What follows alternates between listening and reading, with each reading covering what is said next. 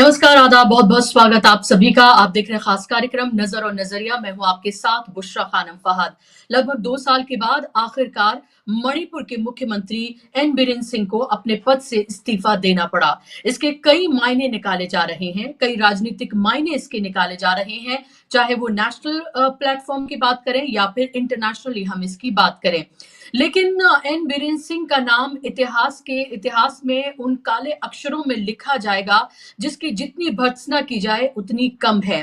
यहाँ पर एक तरफ जहाँ पर कांग्रेस लगातार मणिपुर के इस मामले को लेकर पार्लियामेंट के अंदर, पार्लियामेंट के बाहर लगातार उठाती रही, सरकार को घेरती रही और राहुल गांधी एक ऐसे नेता थे जो एक बार नहीं दो बार बल्कि कई बार वो मणिपुर गए, वहां के लोगों से सीधे तौर पर उन्होंने संवाद किया, उन्होंने उनसे बात की और किस तरह से शांति स्थापित की जा सके इसकी तमाम कोशिशें उन्होंने की। अब ऐसे में जब कांग्रेस नो कॉन्फिडेंस मोशन लेकर आने वाली थी और 20 के करीब जो विधायक हैं भारतीय जनता पार्टी के, वो खुद एन बिरेन सिंह के खिलाफ थे और ये डर सता रहा था भारतीय जनता पार्टी को कि अगर नो कॉन्फिडेंस मोशन लेकर आती है कांग्रेस और ऐसे में उनके खुद के विधायक और जेडीयू के विधायक अगर कांग्रेस के साथ इस नो कॉन्फिडेंस मोशन में चले जाएंगे, उनका साथ अगर देंगे तो सरकार गिर जाएगी। और अभी वो दिल्ली के जीत के जश्न में जिस तरह से मग्न है, जिस तरह से मोदी मोदी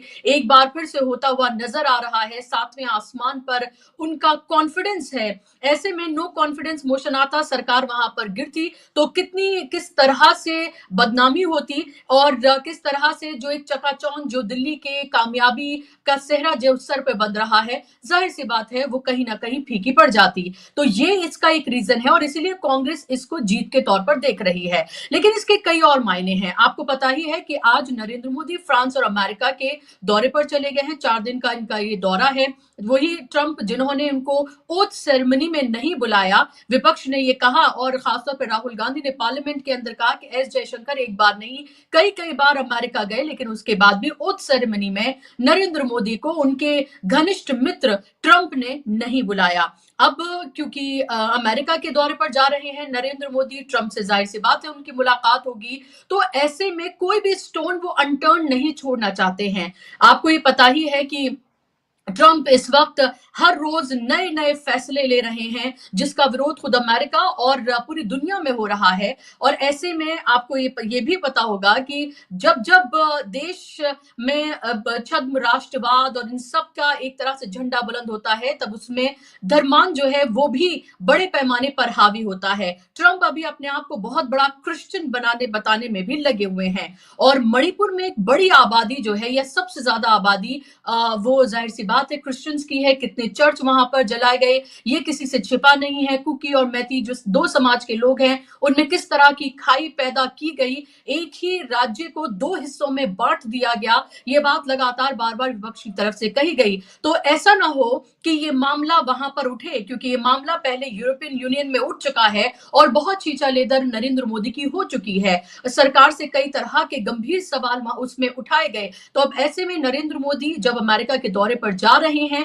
तो जो मणिपुर में जिस तरह की अभी भी परिस्थितियां बनी हुई हैं, शांति वहां पर अभी भी स्थापित नहीं हुई है। सिर्फ एन बिरेन सिंह का एक तरह से उनको प्यादा बनाकर, उनको मोहरा बनाकर, ताकि जो राजा है उसकी गद्दी बची रहे या उस पर उस तरह से आंच ना आए, वो बचाने के लिए एक तरह से रंग की हम कह सकते हैं कि बलि ली गई है जिनका नाम है एन बिरेन सिंह। तो कोई भी एक ऐसी चीज ना हो जाए जिससे किसी तरह का कोई क्वेश्चन मार्क लगे, तो नरेंद्र मोदी ने दिल्ली की जीत को फीकी ना पड़ जाए, ट्रंप से उनकी मुलाकात के दौरान ये मामला ना उठ जाए किसी भी तरीके से, इससे पहले उन्होंने एक तरह से टोकनिज्म की सियासत करते हुए एन बिरेन सिंह का मणिपुर के मुख्यमंत्री का इस्तीफा ले लिया है। अब ऐसे में कई तरह के सवाल ये भी उठ रहे हैं कि जब ट्रंप ने नरेंद्र मोदी को ओथ सेरेमनी में नहीं बुलाया तो आखिर ऐसे आनन फानन में नरेंद्र मोदी को अमेरिका जाने की क्या जरूरत थी?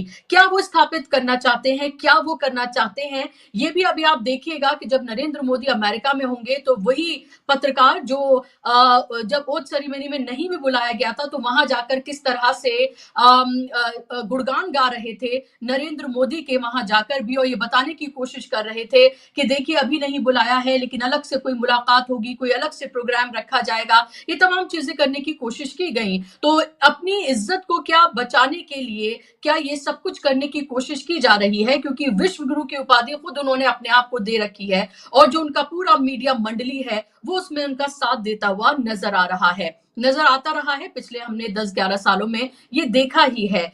इसके अब क्या मायने निकाले जाए, इसको किस तरह से देखा जाए। और अगर दिल्ली की भी हम बात करें तो दिल्ली में 8 तारीख को नतीजे आ गए थे, लेकिन अभी तक भी कौन होगा मुख्यमंत्री इस पर से पर्दा नहीं उठ रहा है। और रवि किशन जो है भारतीय जनता पार्टी के सांसद, उन्होंने कहा कि ऐसा कोई नाम सामने आ सकता है जिससे सब चौंक जाएं, सबके मुंह खुले के खुले रह जाएं। तो क्या वही जो पर्ची की सियासत हम लगातार देखते रहे हैं, क्या वही दिल्ली में भी देखने को मिल सकता है। और दूसरी दिल्ली के साथ ही पंजाब से जुड़ी हुई खबर भी है जो आपको बताना जरूरी है। अरविंद केजरीवाल ने भगवंत मान के साथ जो वहां के एमएलएज हैं पंजाब के, उनकी मीटिंग कल बुलाई है, क्योंकि अरविंद केजरीवाल को ये लग रहा है कि 11 साल सत्ता में रहने के बाद अब उनको, जाहिर सी बात है, दिल्ली की जनता ने उन्हें नकार दिया है। 22 सीटों पर वो सिमट गए, खुद उनकी सीट चली गई और जितने भी उनके बड़े चेहरे थे आतिशी और गोपाल राय के अलावा, वो उन तमाम ने भी अपनी सीट गंवा दी। अब ऐसे में उनको डर सता रहा है कहीं इसका असर पंजाब में न देखने के लिए मिले, कहीं ऐसा ना हो कि दिल्ली तो गई, कहीं पंजाब भी उनके हाथ से ना चली जाए। तो उस सबको इंटैक्ट रखने के लिए और एक तरह का डर भी देखा जा रहा है, अरविंद केजरीवाल ने भगवंत मान के साथ को बुलाया है और उनके साथ साथ जो एमएलएज हैं उनकी भी मीटिंग उन्होंने बुलाई है। आज इसी पर हम चर्चा करेंगे, इसी पर बात करेंगे। मेरे साथ बात करने के लिए खास मेहमान जुड़ गए हैं। स्क्रीन पर आप मेहमानों को ले आइए। मेरे साथ आप राकेश अचल जी को देख सकते हैं, सीनियर जर्नलिस्ट हैं, जाना माना चेहरा है। राकेश जी, बहुत स्वागत आपका कार्यक्रम में। अनिल सिन्हा जी हैं मेरे साथ, सीनियर जर्नलिस्ट, और पीयूष पंत जी, सीनियर जर्नलिस्ट, मेरे साथ जुड़ गए हैं। आप दोनों मेहमानों का भी बहुत स्वागत और इस्तकबाल। शुरुआत राकेश जी आपसे मैं करना चाहूंगी, कैसे देखा जाए आखिरकार लगभग 2 साल के बाद एन बीरेन सिंह ने इस्तीफा दिया है, या इस्तीफा उन्हें देना पड़ा है, या मजबूर होना पड़ा है, या इसके अलावा कोई और ऑप्शन नहीं नरेंद्र मोदी और उनके पास नहीं बचा था, क्योंकि राजनाथ सिंह ने तो ये कहा था कि हमारी सरकारों में इस्तीफे नहीं हुआ करते हैं, और अगर इस्तीफा लेना ही था तो 21 महीने के बाद आखिर नींद से क्यों जागे, और देर आके दुरुस्त तो बिल्कुल ही नहीं आए हैं। धन्यवाद मिश्रा जी। देखिए, मामला बहुत रोचक है। एन बीरेन सिंह का इस्तीफा बिल्कुल हैरान करने वाला नहीं है। एक मजबूर आदमी किस तरह से सत्ता में रहता है और किस तरह से बेइज्जत होकर जाता है, ये हमारे सामने आ गया है। भारतीय जनता पार्टी ने एन बीरेन सिंह का इस्तीफा लेने के लिए आप देखिए 21 महीने का वक्त जाया कर दिया। हमारे यहाँ कहते हैं ना, का बरसा जब कृषि सुखानी। अब जब मणिपुर पूरी तरह बर्बाद हो गया इन्हीं एन बीरेन सिंह की वजह से, तब उनके इस्तीफे का क्या मतलब है। जाहिर है कि लोग वहां पर मणिपुर की जो राजनीतिक स्थिति है, जो गठबंधन के सहयोगी दल हैं, उनकी नाराजगी इतनी बढ़ गई थी कि अगर एन बीरेन सिंह को कल इस्तीफा न दिलाया जाता तो उनके खिलाफ न सिर्फ अविश्वास प्रस्ताव आता, बल्कि वो और बुरी तरह से बेइज्जत करके बुलाए जाते। आपको याद होगा कि 8 फरवरी को मुख्यमंत्री ने अपने एनडीए की जो बैठक बुलाई थी, उसमें 46 में से 20 विधायकों ने बैठक का बहिष्कार कर दिया था।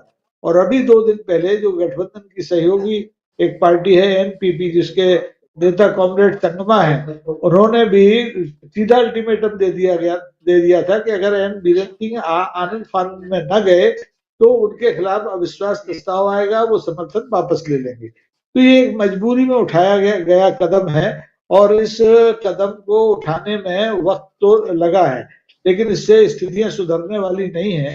आप देखेंगे कि मणिपुर में जिस ढंग से दखल सरकार को करना चाहिए था, वैसा दखल सरकार ने नहीं किया, और उसका खामियाजा मणिपुर की जनता को लगातार भुगतना पड़ रहा है।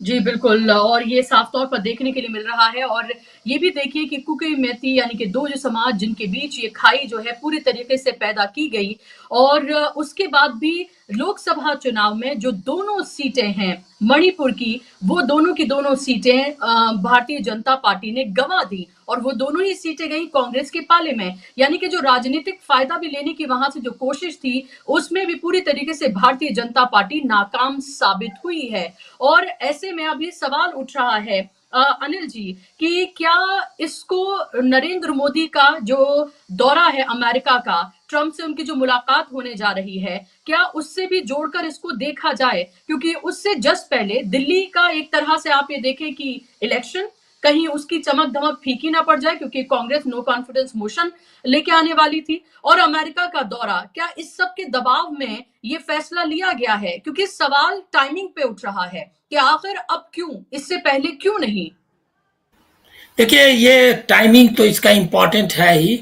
एक तो है क्या कि जो ट्रंप की मतलब ट्रंप के साथ उनकी जो मुलाकात है, अमेरिका यात्रा, उस पर उससे भी जुड़ा हुआ है। सिर्फ वही नहीं है, अमेरिका और फ्रांस दोनों की यात्रा कर रहे हैं वो।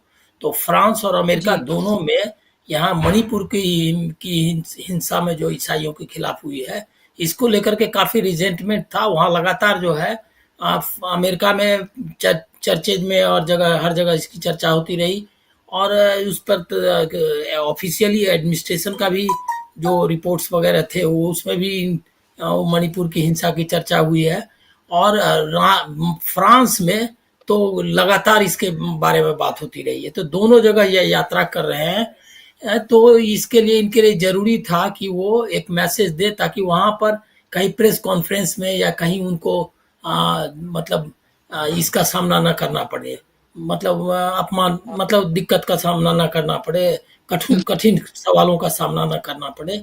एक तो ये था। दूसरा है कि हो सकता था कहीं झंडे वंडे भी दिखा देते, कुछ प्रदर्शन भी हो जाता। तो इसको रोकने के लिए उन्होंने एक तो ट्रंप एडमिनिस्ट्रेशन को भी दिलाना है, दूसरा कि अमेरिका में कोई अनटुवा, मतलब क्योंकि अमेरिका में भी ये जाएंगे तो कुछ शोबाजी का इंतजाम जरूर करेंगे, क्योंकि जो उनका इंतजाम, जो तरीका है विदेश यात्राओं की के जो उन्होंने बनाए हैं, अपने मॉडल जो बनाया है, Modi model of foreign visits, तो वो जो है वो फॉरेन विजिट्स में मोदी मोदी करने के लिए उधर कोई मोदी जी मुर्दाबाद का नारे लगा दे और मणिपुर का नाम ले ले, तो ये उसको भी रोकना है। मतलब ऑप्टिक्स के लिए भी अमेरिका की और फ्रांस की यात्रा में ऑप्टिक्स के लिए भी वहाँ के कॉमन जो है लोगों का सेंटिमेंट को भी ध्यान में रख के, एडमिनिस्ट्रेशन का भी ध्यान रखना, और दूसरा जो प्रेस का। सो ये सब को मिलाकर के ये दबाव तो उन पर था ही कि अमेरिका जाने के पहले ये मणिपुर का कुछ करें। अब है सवाल ये कि मणिपुर में वो क्या कर सकते थे। वो मणिपुर में कुछ नहीं कर सकते हैं। जो कहा अचल जी ने कि जो डैमेज करना था वो तो पूरा कर चुके वो, और वो डैमेज ऐसा नहीं है कि वो 5 दिन में सॉल्व होने वाला है। पहली बार मणिपुर में एथनिक वायलेंस को उन्होंने रिलीजियस वायलेंस में बदल दिया। तो ये जो है ये नॉर्थ ईस्ट में की पूरी पॉलिटिक्स ही बदल दी है उन्होंने। और वो जो है वो 50 साल तक 50 साल मैं बोल रहा हूँ, 50 साल 5 साल जो भी है, लेकिन आगे कई साल लगेंगे उसको रिपेयर करने में। पहली बार हुआ 60,000 लोग अभी कैंप में हैं, इसके रेफ्यूजी कैंप में, जो शेल्टर्स हैं। जी और वो जो कैंप में है वो घर नहीं लौट सकते हैं। पहली बार मणिपुर में ऐसा हुआ है कि कुकी क्षेत्र में कोई ये नहीं रह सकता है, मैतेई नहीं रह सकता है, और मैतेई के क्षेत्र में कोई कुकी नहीं रह सकता है। दूसरा एक और एंगल है जिस पर कि ध्यान देना चाहिए। वहाँ जो है मिनरल्स जो हैं, वो जो रेयर ये जो मिनरल्स हैं, उसके एक्सट्रैक्शन और उसका जो है, पहले कंपनी काम करती थी, वो कंपनी को धीरे धीरे इन्होंने, मतलब जो एक्सप्लोरेशन का काम होता था अपने यहाँ से, पीएसयू थी मेरे ख्याल में, उसको उन्होंने डिफंक्ट कर दिया है। अब जो है उसको बेचने की पूरी तैयारी है।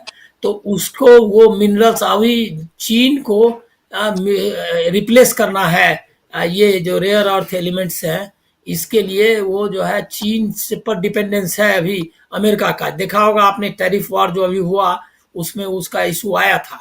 तो और वो सस्पेंड किया था वो जो भेजने का ये चीन ने। तो वो भी जी मसला है।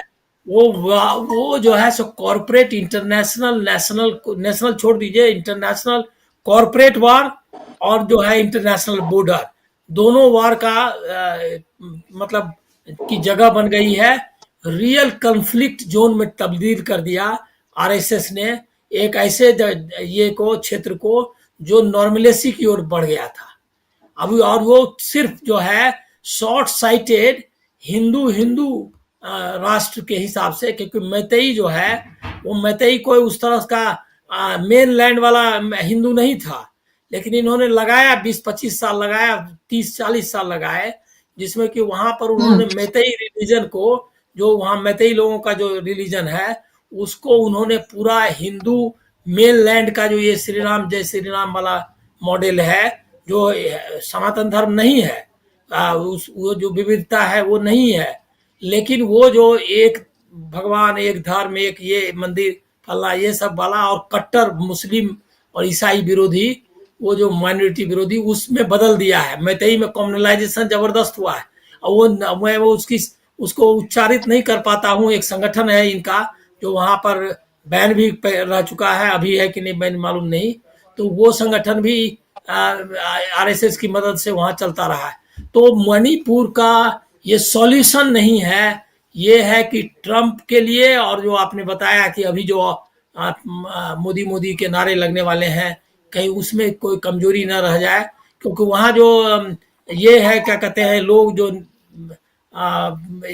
चाहे कुकी एमएलए हो बीजेपी का चाहे मैतेई एमएलए, कोई उसका अधिकांश हिस्सा नहीं चाहता है कि उनको क्या कहते हैं एन बीरेन सिंह रहे चीफ मिनिस्टर। और वो जो कहा उन्होंने कि 46 लोगों की ये में एनडीए की बैठक में अच्छा 20 लोग आए मेरे ख्याल में, या जो 26 लोग सिर्फ वहां मौजूद हुए। तो ये जो है मतलब एन बीरेन सिंह ने आने के पहले रिजिग्नेशन के पहले कोशिश की कि उसका कुर्मा इंटैक्ट रहे, लेकिन वो हो नहीं पाया, मतलब वो कोई तैयार नहीं है। उसके लिए इनके मतलब इंटरनल और एक्सटर्नल दोनों प्रेशर काम किया, लेकिन ये सॉल्यूशन काम नहीं करेगा। इसीलिए कि जो स्पेस था पॉलिटिकल स्पेस एनजीओज का, राइट्स ग्रुप्स का, क्या कहते हैं वेल मीनिंग पीस लविंग लोगों का, वो स्पेस बीजेपी ने देश भर में खत्म कर दिया है। तो इसीलिए वहां भी मणिपुर में कोई निगोशिएशन जो है होना बहुत मुश्किल है। दो हार्ड पोजीशंस वाले दोनों तरफ लोग हैं वही है। तो ये सॉल्यूशन नहीं है, ये एस्केप है ट्रांजिटरी बहुत कम समय के लिए। बिल्कुल लीपअप होती है और किसी बड़े को बचाने के लिए छोटे की बलि हमेशा दी जाती है, ये बिल्कुल उसी तरीके से है। लेकिन ना तो ये सोल्यूशन है, ना ही ये बताता है कि वहां पर शांति से स्थापित हो जाएगी, और ना ही ये मेक श्योर करता है कि आपने फ्रांस या फिर अमेरिका के दौरे से पहले एन बीरेन सिंह का अगर आपने इस्तीफा ले लिया तो आप उन सवालों से बच जाएंगे जो इंटरनेशनल मीडिया, अगर वहां पर उन्होंने किसी प्रेस को सामने संबोधित किया या कहीं पर हुए, अगर उनसे वो सवाल पूछ ले तो उससे आप बच सकते हैं, क्योंकि हिंदुस्तान की मीडिया जो कि मोदी के आगे नतमस्तक है और बाहर की मीडिया में बहुत फर्क है। लेकिन क्या पीयूष जी, इसको कांग्रेस की भी क्या एक जीत के तौर पर देखा जाए? क्या राहुल गांधी ने लगातार इस मामले को जिस तरह से उठाया, जिस शिद्दत से उठाया, नरेंद्र मोदी तो कभी नहीं गए मणिपुर जब से ये हिंसा भड़की, और लग भी नहीं रहा कि वहां जाने की कोई हिम्मत दिखा पाएंगे। जो हर जगह जाकर प्रचार करते हैं लोकसभा में, वहां वो नहीं गए और दोनों सीटें गंवा दी भारतीय जनता पार्टी ने। लेकिन राहुल गांधी गए, राहुल गांधी ने वहां के लोगों के जख्मों पर मरहम लगाया और लगातार इस मामले को पार्लियामेंट के अंदर पार्लियामेंट के बाहर वो उठाते रहे। तो क्या इस तरह से, और नो कॉन्फिडेंस मोशन लेकर आने वाली थी कांग्रेस, और अगर लेकर आती तो जाहिर सी बात है सरकार गिर जाती और नरेंद्र मोदी की बेहद किरकिरी होती, ये भी जाहिर है। और दिल्ली की इस मोदी की चमक से अचानक से लोगों का ध्यान उस तरफ जाता और ये तमाम जो जीत की खुशी मनाई जा रही है वो फीकी पड़ जाती। तो इसको आप कैसे देख रहे हैं? हाँ देखिए बुशरा जी, बिल्कुल आपने सही कहा कि कांग्रेस को ये संतोष तो होगा क्योंकि कांग्रेस का ही मूव रहा है। और देखिए इसके जितने इंटरनेशनल आयाम जो है इससे ज्यादा मुझे लगता है कि जो राष्ट्रीय आयाम ज्यादा हैं, और खासकर भारतीय जनता पार्टी से जुड़े, क्योंकि सरकार एकदम गिरने पे ही थी, एकदम उसके वर्चुअल जो कहते हैं, क्योंकि नो कॉन्फिडेंस मोशन आने वाला था 10 तारीख को। देखिए वहां की सेशन शुरू होने वाला था, जिसको कि गवर्नर ने टाल दिया ताकि वो खतरा पैदा ना हो और ये तमाम चीजें, ये जो थी उनका त्यागपत्र वगैरह सब हासिल कर लिया जाए। और तो वो उस 10 तारीख को आज जो है वहां पे सेशन शुरू होने वाला था और नो कॉन्फिडेंस का प्रस्ताव आने वाला था, लेकिन वो तारीख गवर्नर ने आगे बढ़ा दी। इस बीच जो है बीरेंद्र सिंह का इस्तीफा ले लिया गया, क्योंकि देखिए दबाव सबसे ज्यादा था। दबाव तो बहुत समय से चल रहा था, लेकिन लगातार भाजपा का केंद्रीय नेतृत्व जो है वो जो है अपनी नाक का मसला बनाते हुए, और जिस तरह से कि प्रधानमंत्री मोदी जी तमाम बड़े बड़े क्लेम करते रहे हैं मणिपुर को लेके या पूरे नॉर्थ ईस्ट को लेके, कि हमने जहां की पूरा के जो अशांत क्षेत्र था उसको हमने शांति ले आए और विकास के रास्ते पर लगा दिया। लेकिन 2023 से जिस तरह से मणिपुर जल रहा है, और अब तो मणिपुर का इस तरह से डिवीजन सा हो चुका है पूरी तरीके से कि उस पे प्रधानमंत्री मोदी जी को कोई चिंता नहीं है, और न वो कहीं उन्होंने इस बार कोई तवज्जो दिखाया दी उसको, और न वो चिंतित दिखाई दिए, न वहां जाने की बात तो बहुत दूर। लेकिन तत्काल कारण यही था कि जो कांग्रेस नो कॉन्फिडेंस मोशन लाई थी और जो असंतोष खुद जो है भारतीय जनता पार्टी के जो वहां के विधायक है उनके उनके अंदर था इस बात को लगातार बहुत समय से, और वो ये बात उठा रहे थे, लेकिन उनको रेबल मानते हुए जो है उसको सपोर्ट नहीं किया जा रहा था। लेकिन अंत में जो है कि ज्यादा से ज्यादा जो उनके जो विधायक है वो जब जो है कि इनके पक्ष में आ गए, और यहाँ तक कि एनपीपी भी जो है ने भी इस तरह का एक मैसेज दिया कि वो समर्थन करेगी अविश्वास प्रस्ताव का, तब इनको लगा कि अब तो बहुत मुश्किल हो जाएगी। और इसलिए जो है कि देखिए इसी बीच संबित पात्रा को भेजा गया था वहां पे इसी तरह से सोल्यूशन निकालने के लिए, लेकिन वो सोल्यूशन नहीं निकलना था क्योंकि असंतोष बहुत था, लोग वहां परेशान थे। इसीलिए आपने देखा किस तरह से कांग्रेस को लोकसभा में वो सीटें मिली। ये एक मैसेज साफ था कि लोगों का असंतोष है, समय रहते आप जो है बीरेंद्र सिंह को हटा दीजिए वहां पे। लेकिन बीरेंद्र सिंह ने ये आश्वासन दिया था और वो कर भी रहे थे कि भारतीय जनता पार्टी की सरकार जो है वहां बनी रहेगी, और बनी रही थी वहां पे। इसके चलते जो केंद्रीय नेतृत्व था वो भी उनको डिस्टर्ब नहीं करना चाह रहा। कितने ही आरोप लगे। सबसे बड़ी बात हुई देखिए वो जो ऑडियो क्लिप जो है, जो ऑडियो क्लिप जो वायरल हुई और उसकी जो संतुति हो गई, जो प्राइवेट लैब है उसने तो कर दी थी। उसके बाद जो है सुप्रीम कोर्ट में गया मामला, और सुप्रीम कोर्ट ने जो रेफर किया गवर्नमेंट को एक टाइम दिया कि ठीक है कि आप जो है इसको अपने लैब से कराइए, लेकिन उनकी लैब भी, सरकारी लैब भी जो है उसी प्राइवेट लैब से ही जो है कि वो करवाती है। तो ये साफ था कि जो है कि मामला खुल जाएगा। उस लैब ने ये कहा था कि 93% जो है कि वो मेल खा रही है जो आवाज जो है वो बीरेंद्र सिंह की, और ये उस समय भी आरोप लगे थे। बहुत सी चीजें देखिए आई थी सारी की सारी सीधे सीधे उनके इशारे पे, जैसे हमने गुजरात दंगों में देखा था कि सरकार की पूरी पूरी मिली भगत थी वहां पे, पूरा का पूरा जो लूटपाट, और जो ये गुजरात में भी यही मॉडल था। देखिए गुजरात में कितना ही उसको मना किया जाए और ये कहा जाए, लेकिन वहां पे तमाम इस तरह के एविडेंस आए थे, तमाम लोग जिन्होंने ये बातें कही थी आज वो जेल के पीछे हैं। तो वहां भी ये था और यहाँ भी यही था कि बीरेंद्र सिंह के इंस्ट्रक्शन पे हथियार लूटे गए। जो इनका एक समूह था जो नॉन स्टेट प्लेयर जिनको कहा जाता है, वो उन्होंने लूटा, और सरकारी पुलिस की गाड़ियों का बाकायदा इस्तेमाल किया गया, लेकिन बीरेंद्र सिंह उसको नकारते रहे। भारतीय जनता पार्टी का केंद्रीय नेतृत्व और अमित शाह इसको नकारते रहे। लेकिन आज जब ये स्थिति बन गई कि पूरी सरकार गिर ही जाएगी, क्योंकि जिस तरह से इनके अपने विधायक की एक बड़ी संख्या उसको सपोर्ट करने के लिए सामने आ गई, तब इनके लिए मुश्किल हुआ। तो फिर इनको मजबूरी में जो है कि वो उनको कहना पड़ा कि ये अमित शाह को कहना पड़ा। अमित शाह पहली बार मना कर दिया था, एक गुस्सा तो था ही इनको लेके, तो अमित शाह ने पहली बार मिलने से मना किया था, लेकिन दोबारा उनसे मुलाकात हुई, उनको इशारा कर दिया गया कि आप इस्तीफा तुरंत दीजिए, और ये जाके गवर्नर से मिले और इस्तीफा दिया। मुझे लगता है कि एक मजबूरी बन गई थी, जनता का दबाव था, प्लस जो है कि उनके अपने विधायकों का दबाव था, बड़ी संख्या में उनके विधायकों का दबाव था, जिसको लेके उन्हें लगा कि और कांग्रेस को पहले क्रेडिट जाना चाहिए। कांग्रेस जो मूव लेके आई थी उसको लगातार सपोर्ट मिलता चला गया इन्हीं के पार्टी के विधायकों का, और इनके लिए जो है बीरेंद्र सिंह को बचाना अब मुश्किल दिखाई दे रहा था। और अगर सरकार गिरती तो इनकी किरकिरी और होती, क्योंकि मोदी जी जो है बड़ी बड़ी बातें करते रहे हैं, और अभी भी वो जा रहे हैं अपनी अमेरिका यात्रा में, तो निश्चित रूप से वो भी एक एंगल हो सकता है। लेकिन मुझे लगता है ये एक डोमेस्टिक एंगल ज्यादा बड़ा है।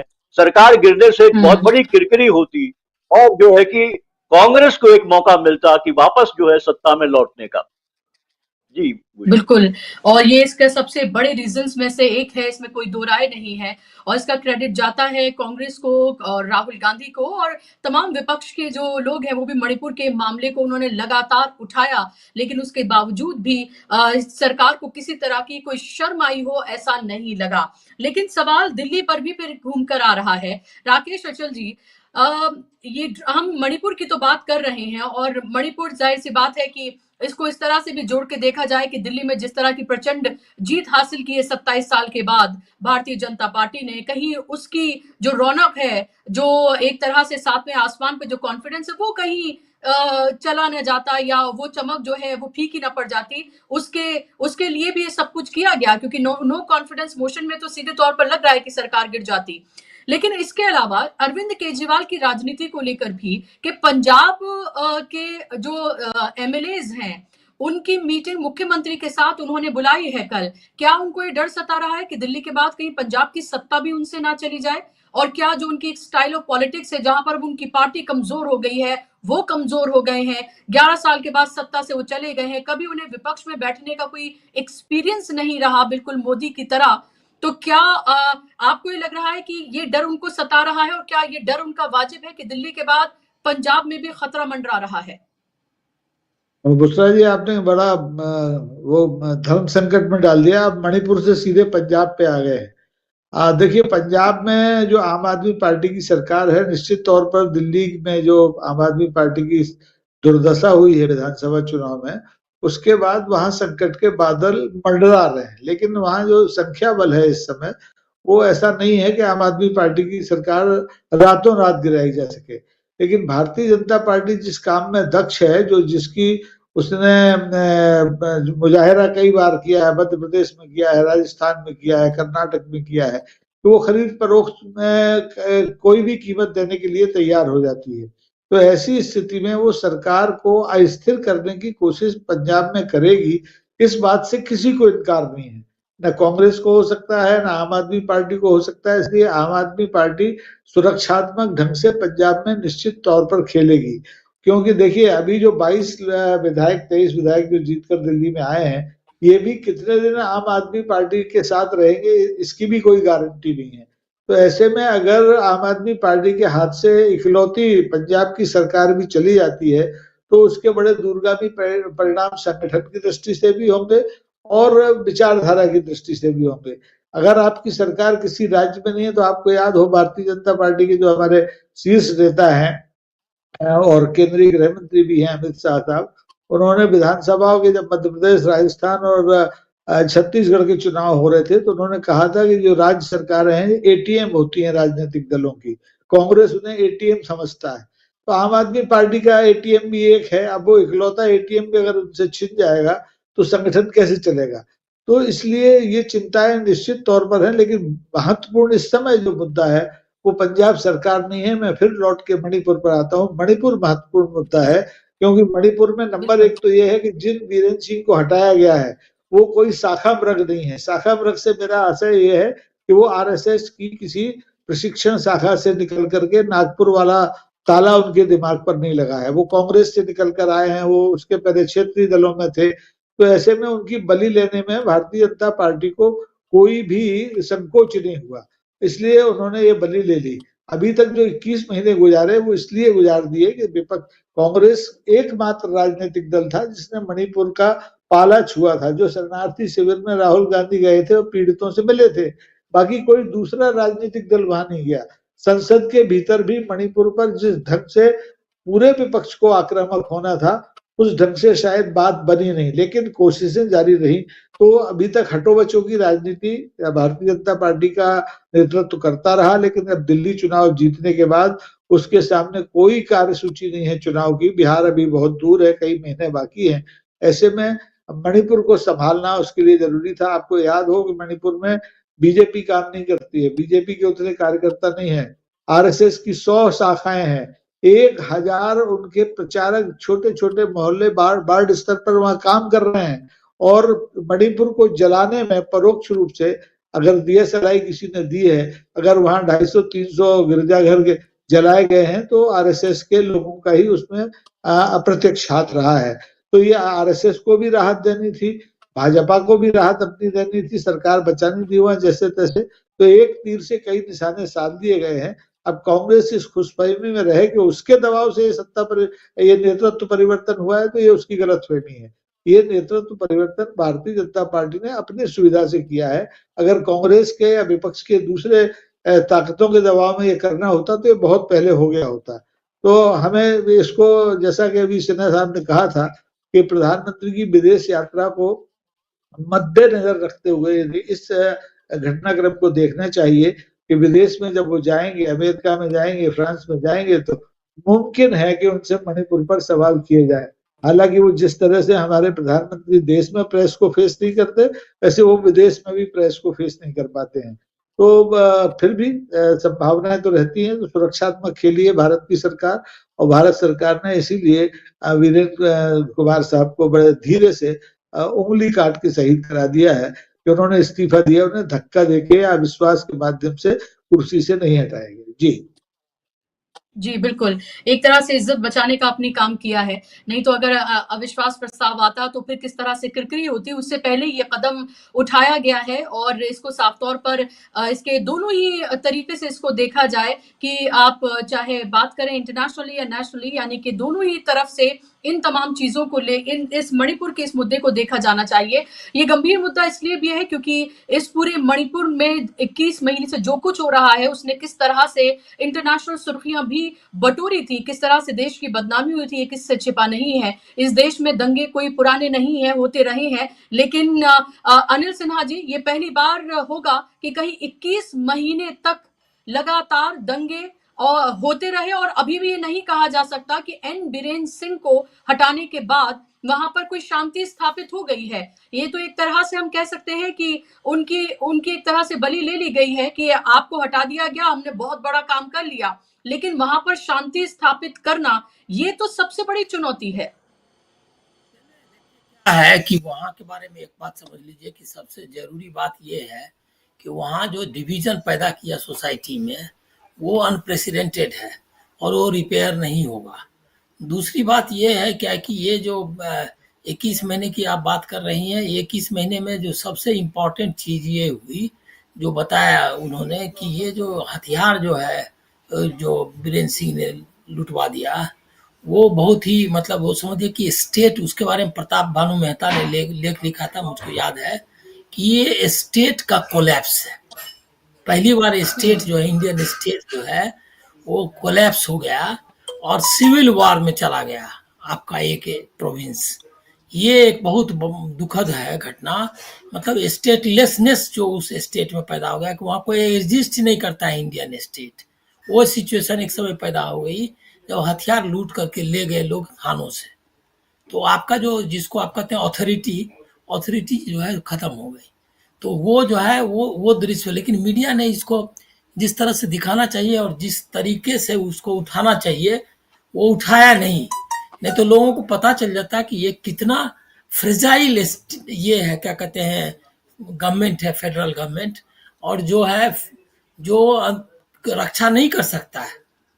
लद्दाख में भी आपने देखा कि कितना रिजेंटमेंट है।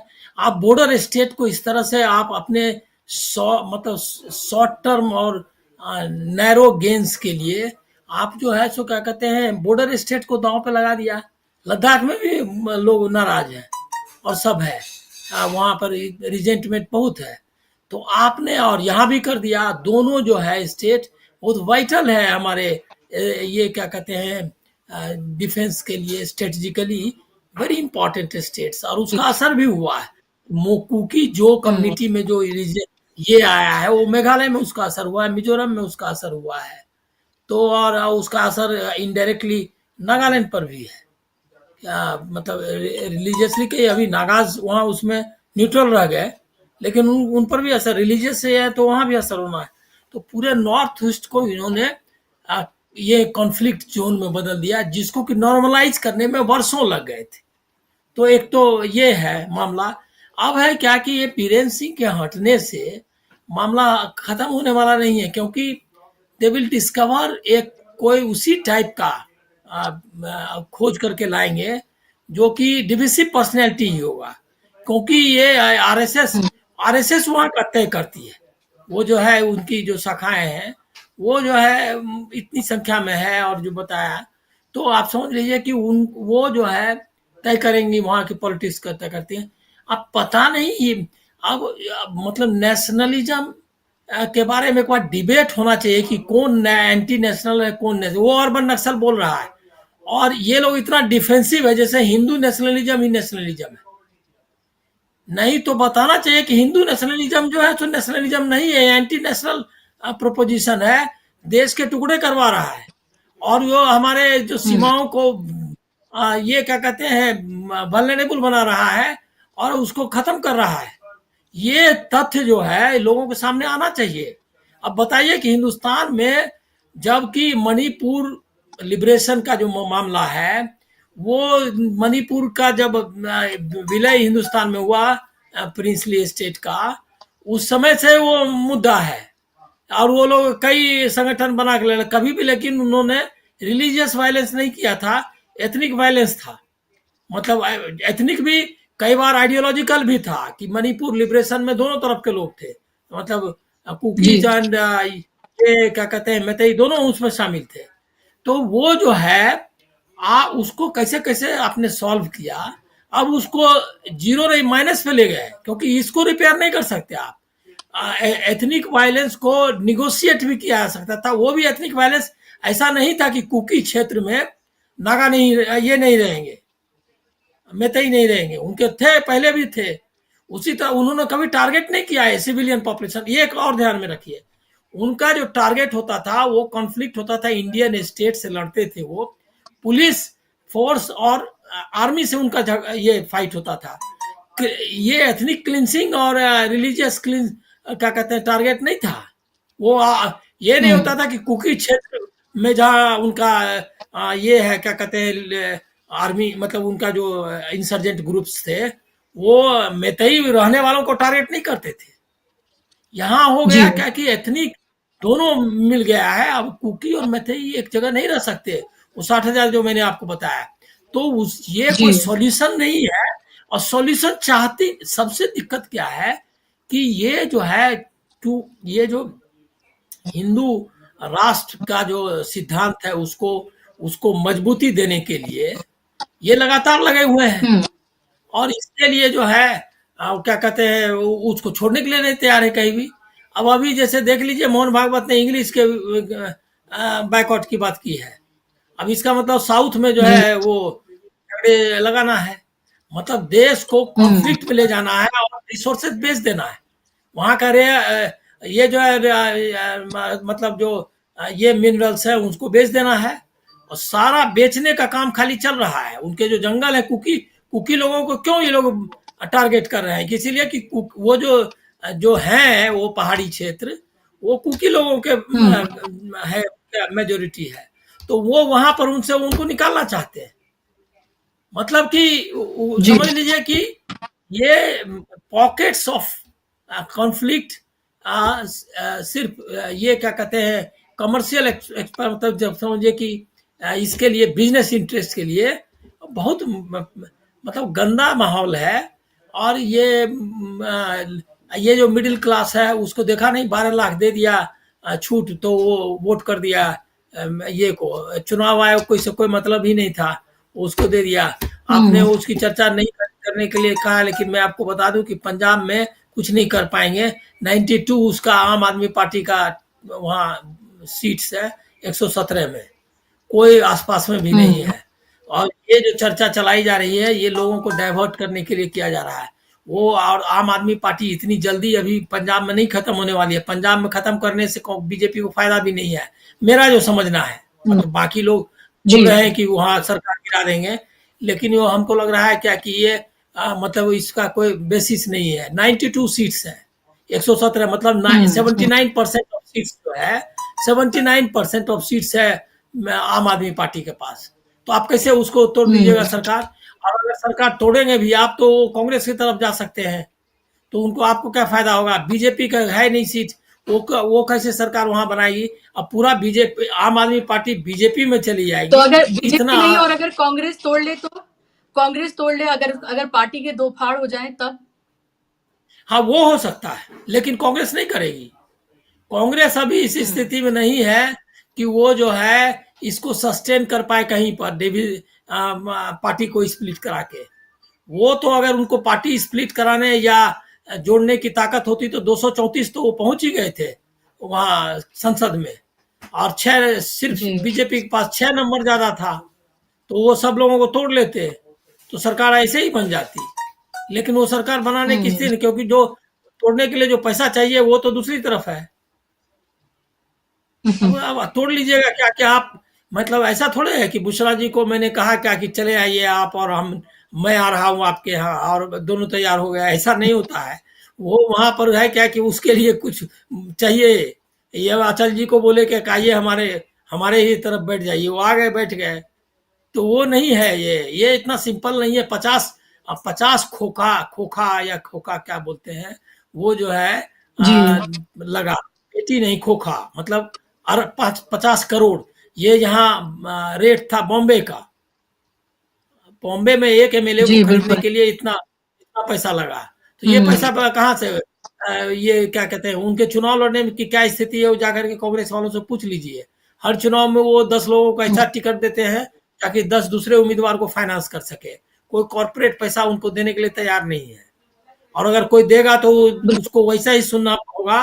जो मोदी जी का भाषण याद है कि अंबानी और क्या किसका नाम लिया था उन्होंने कि जी टेम्पो जी भर भर के अंबानी अडानी का टेम्पो भर भर के आगरा का। कांग्रेस के कहाँ भेजे जाते हाँ, थे। इसका मतलब जी उन्होंने इसका मतलब कहा था कि टेम्पो भर के उधर पैसा नहीं देना है।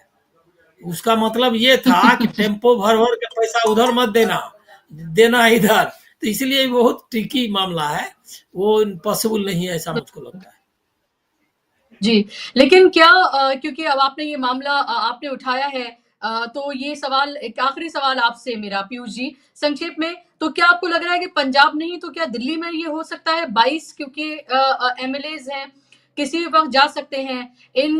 आम आदमी पार्टी को भी विपक्ष में बैठने की आदत ही नहीं है, सत्ता का सुख ही लिया है उन्होंने जब से आए हैं।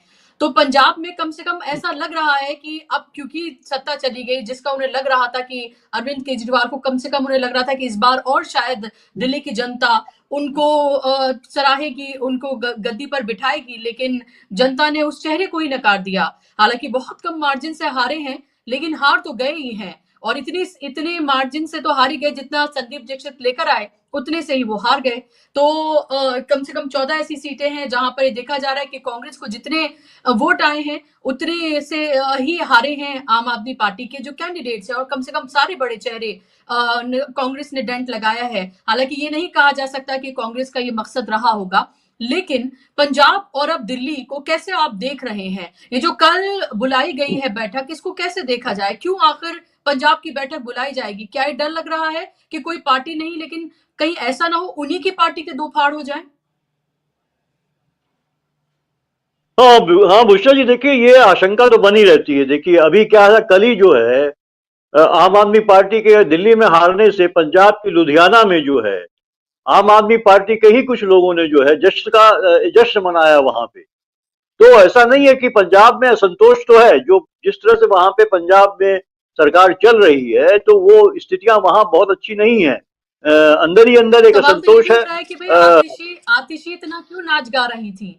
आतिशी इतना क्यों नाच गा रही थी? उनकी तो पूरी पार्टी हारी है, पूरी लीडरशिप हार गई है, वो जीती है। क्या वाकई में इतना नाच गाने और सेलिब्रेशन का क्या वक्त था? क्या लोग कह रहे हैं कि ऐसा ना हो कि वो बीजेपी में चली जाए? हालांकि एलजी ने तो आज बहुत ही अजीब तरीके की बात कही, संवैधानिक पद पर बैठे हुए उन्होंने कहा कि आपको यमुना जी का श्राप लगा है, तो श्राप तो गंगा जी का भी लग सकता है फिर।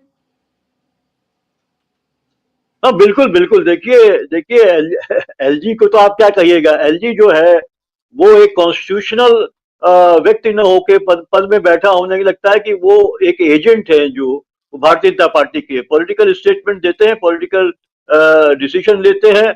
और यहाँ तक कि आप देखिए कि आप हमने आपने सबने देखा था अभी चुनाव के पहले जो है जिस तरह से वो इंटरव्यू दे रहे थे बाकायदा और अपील कर रहे थे कि एलजी से मतलब एक संवैधानिक पद में बैठे व्यक्ति से कतई ये उम्मीद नहीं है, क्योंकि एलजी का काम इस तरह का नहीं है कि वो किसी पार्टी के लिए वोट मांगे और दूसरी पार्टी के खिलाफ में बातें कहे, वो इस तरह की जो है, और उसके अवगुण को बताएं। वो कोई कॉन्स्टिट्यूशनल, वो सरकार के व्यक्ति नहीं थे, वो एक कॉन्स्टिट्यूशनल पद में बैठे व्यक्ति हैं, जिनका काम है कि वो एक सरकार के रिप्रेजेंटेटिव जरूर है वहां पे, लेकिन वो पार्टी से अबव है, वो पार्टी के ऊपर है वो। तो उनके अपनी तय जो ड्यूटीज है वहां पे, लेकिन वो पूरी तरीके से एक पॉलिटिकल ही व्यक्ति दिखाई दिए। और कहीं ना कहीं जो दिल्ली का चुनाव भारतीय जनता पार्टी जीती है, उसमें बहुत सी इफ्स एंड बट्स है और बहुत से फैक्टर्स हैं, जिसमें एक फैक्टर एलजी भी है। जिस तरह से उन्होंने बैटिंग करी है भारतीय जनता पार्टी के लिए, वो भी एक बहुत बड़ा फैक्टर है कि इमेज डेंट करने में, तमाम अड़ंगे लगाने में, ये तमाम चीजें हैं, वो ये बात है। तो इस तरह की बात करना, वो ये नहीं सोच रहे हैं कि वो जो है कि एलजी के पद की गरिमा को इतना ज्यादा गिरा दे रहे हैं, वो कि आने वाले समय में कोई दूसरा व्यक्ति आएगा, उसको एक बार सोचना पड़ेगा कि क्या ये पद वही है जिसमें मैं आ रहा हूं, क्या ऐसे ही पद के लिए मुझे आना पड़ रहा है।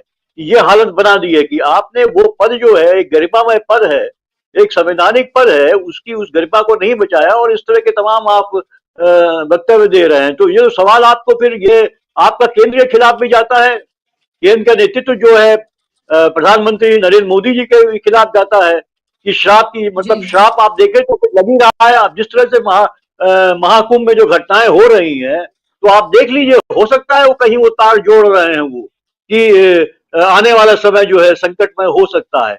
क्योंकि आप देखिए महाकुंभ में जिस तरह की घटनाएं हो रही लगातार, स्टैम्पीड लगातार हुए, उसके अलावा जो जिस तरह की आग फैलने की घटनाएं हुई हैं लगातार, और जिस तरह के वीडियोज आ रहे हैं, इतना गंदा पानी, कीचड़ में लोगों को जो बुरा हाल है, क्योंकि एक तरह का मीडिया जो है एक ही तरफ की तस्वीर दिखा रहा है और जो सोशल मीडिया है उसमें वो दूसरी तस्वीरें भी आ रही है।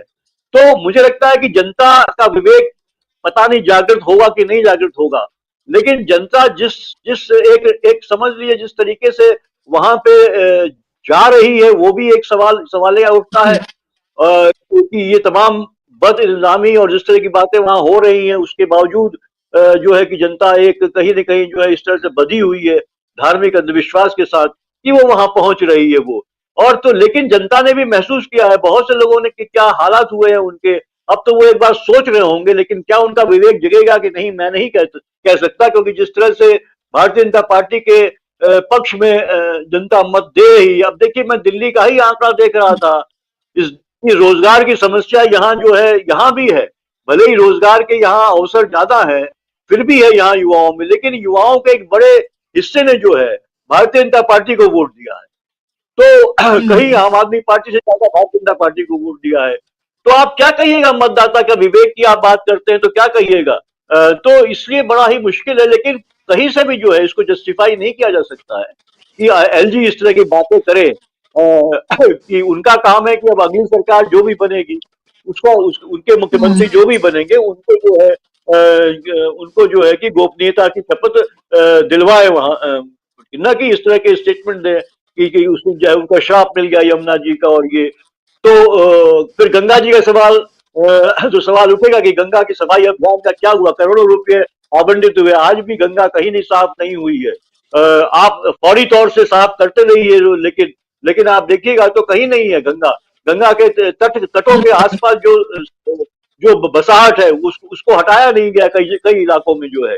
तो ये बहुत से नरेंद्र मोदी को ये लग रहा है, जी बिल्कुल, बीजेपी और नरेंद्र मोदी को ये साफ लग रहा है कि इन सब चीजों के लिए सवाल उनसे पूछता कौन है, और पूछे तो जवाब उसका मिलता नहीं है। और फिर उनको ये लग रहा है कि वो जीत के रथ पे लगातार सवार हैं, वो लगातार चुनाव जीतते आ रहे हैं और जनता उनको सराखों पर बिठा रही है, या फिर जिस भी चुनावी धांधली के जरिए जिसकी बात राहुल गांधी उन सब ने की कि उसके जरिए वो जीत रही है, तो फिर ये विपक्ष की जिम्मेदारी है कि उस मुद्दे को उस तरह से उठाएं, क्योंकि उनके लिए भी ये अस्तित्व की लड़ाई है। और अस्तित्व लगातार एक एक करके जिस तरह से पार्टियां अपनी गंवाती जा रही हैं, ये बहुत चिंता का विषय देश के लिए जरूर है। बहुत शुक्रिया आप दोनों मेहमानों का, कार्यक्रम का हिस्सा बनने के लिए, अपना समय देने के लिए बहुत धन्यवाद। और धन्यवाद आप तमाम दर्शकों का भी इस कार्यक्रम का हिस्सा बनने के लिए। आज के इस कार्यक्रम में बस इतना ही, नमस्कार।